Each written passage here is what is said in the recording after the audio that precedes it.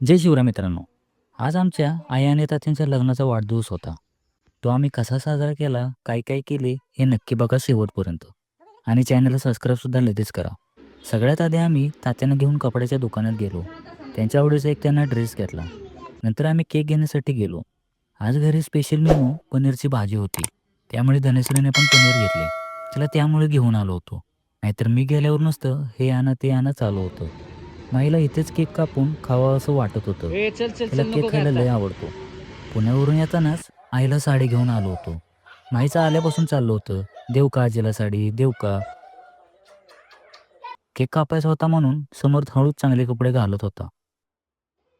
आईला आणि तात्यांना धनश्रीने आणि माईने ओवाळून घेतले.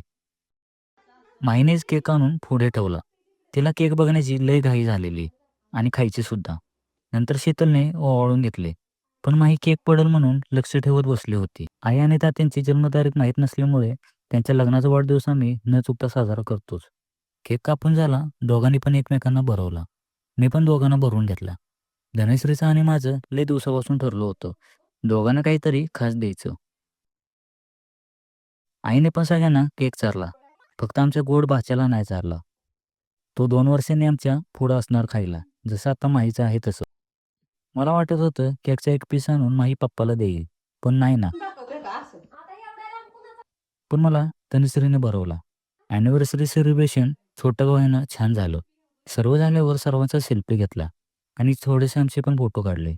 मित्रांनो, व्हिडिओ कसा वाटला हे कमेंटमध्ये नक्की सांगा आणि हो, चॅनलला सबस्क्राईब नक्की करा.